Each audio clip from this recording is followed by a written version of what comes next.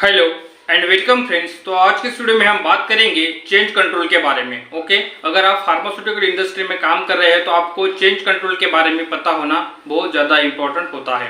तो change control basically क्या होता है, इसका क्या इंपॉर्टेंस होता है फार्मास्यूटिकल इंडस्ट्री के अंदर और ये हम क्यों करते हैं, इसी के बारे में आज की वीडियो में हम बात करेंगे। तो चलिए दोस्तों, वीडियो को स्टार्ट करते हैं और बात करते हैं चेंज कंट्रोल के बारे में। तो देखिए दोस्तों, चेंज कंट्रोल का जो मीनिंग होता है वो होता है कि कोई भी जो चेंज हो रहा है फार्मास्यूटिकल इंडस्ट्री के अंदर उसको प्रॉपर कंट्रोल कहलाना। ओके, मतलब उसको प्रॉपर कंट्रोल करना ही क्या कहलाता है, चेंज कंट्रोल कहलाता है।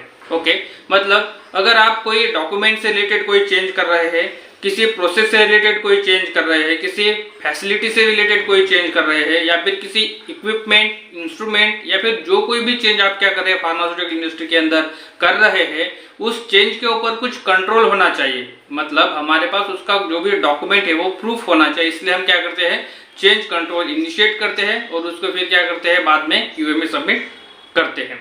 तो बेसिकली हम चेंज कंट्रोल कैसे करते हैं, तो देखिए दोस्तों, कोई भी जो चेंज हो रहा है, मानो अगर कोई चेंज हो रहा है किसी डॉक्यूमेंट से रिलेटेड, तो हम क्या करेंगे, सबसे पहले हमें पता होता है कि ये जो चेंज हो रहा है हम ये क्या कर रहे हैं। ओके, तो सबसे पहले हम क्या करेंगे, एक रिक्विजिशन लेंगे क्यूए से। उसमें हम क्या करेंगे, रिक्वेस्ट करेंगे कि हमें चेंज कंट्रोल फॉर्म चाहिए। ओके, देन क्यूए हमें क्या करेगा, वो चेंज कंट्रोल फॉर्म उसका जो भी नंबर है, ओके, चेंज कंट्रोल का नंबर, वो क्या करेंगे, उसमें फिल करेंगे और हमें दे देंगे। ओके, देन हमारा काम क्या होता है कि जो भी चेंज हो रहा है, ओके, तो उसमें हम क्या करते हैं, अगर वो किसी डॉक्यूमेंट से रिलेटेड है, ओके, तो हम क्या करेंगे, डॉक्यूमेंट के ऊपर उसको टिक करेंगे। ओके, देन हमारा डिपार्टमेंट कौन सा है, मानो अगर हमारा डिपार्टमेंट क्वालिटी कंट्रोल है तो हम क्वालिटी कंट्रोल डिपार्टमेंट पर टिक करेंगे। ओके, देन अब हमें क्या आता है नेक्स्ट, उसके बाद जो ऑप्शन आता है वो आता है कि जो भी हमारा क्या है चेंज हो रहा है, तो वहां पर ऑप्शन आता है details of propose change. Okay, मतलब या फिर डिटेल्स ऑफ जो भी हमारा क्या है सिस्टम है, जो भी प्रोसीजर है, उसकी जो भी डिटेल्स है वो हमें वहां पर फिलअप करना पड़ता है। मतलब प्रीवियस हमारी कौन सी प्रोसीजर थी, प्रीवियस में क्या सिस्टम था, उसका हमें वहां पर डिटेल डालना पड़ता है। मतलब वो जो ऑप्शन होता है वो होता है डिटेल्स ऑफ एग्जिस्टिंग सिस्टम और प्रोसीजर। ओके, तो इसमें हम डालेंगे कि हमारे इसमें ये था, ओके, ये प्रीवियस इसमें था। देन उसके नेक्स्ट ऑप्शन आता है डिटेल्स ऑफ प्रपोज चेंज, मतलब अभी आप क्या चेंज कर रहे हैं। ओके, तो मानो अगर कोई डॉक्यूमेंट से रिलेटेड कोई चेंज हो रहा है, उसमें आप कर रहे हैं कि कुछ साइन ऐड कर रहे हैं, कुछ डेट ऐड कर रहे हैं, ओके, या फिर उसको कुछ फॉर्मेट वगैरह ऐड कर रहे हैं, तो वहां पर हमें मेंशन करना पड़ता है डिटेल्स ऑफ प्रपोज चेंज में कि हाँ हम ये क्या कर रहे हैं, ये चेंज वहां पर कर रहे हैं। देन उसका जस्टिफिकेशन देना पड़ता है कि reason of propose change.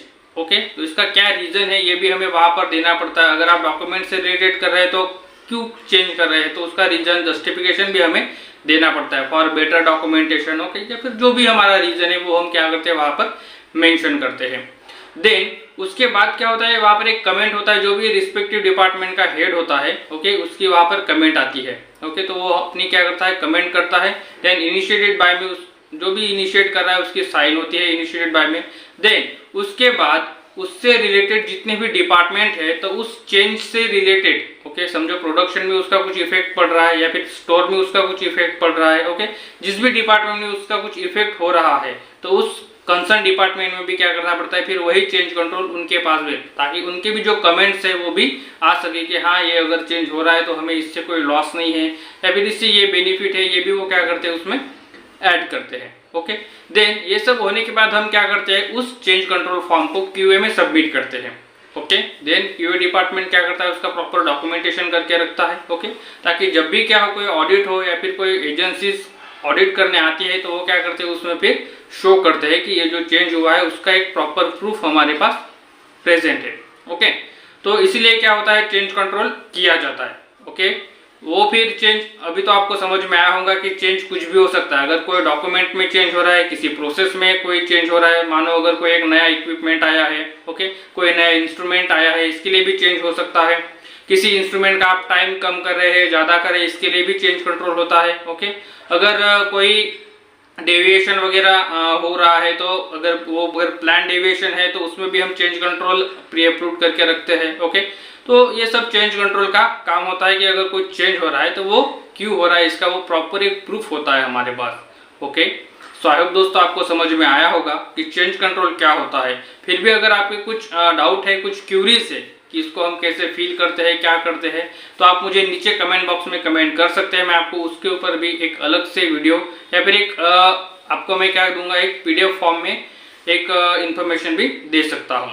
Okay, so I hope दोस्तों आपको ये वीडियो अच्छा लगा होगा। अगर वीडियो अच्छा लगा हो तो वीडियो को लाइक कीजिए, अपने फ्रेंड के साथ शेयर कीजिए।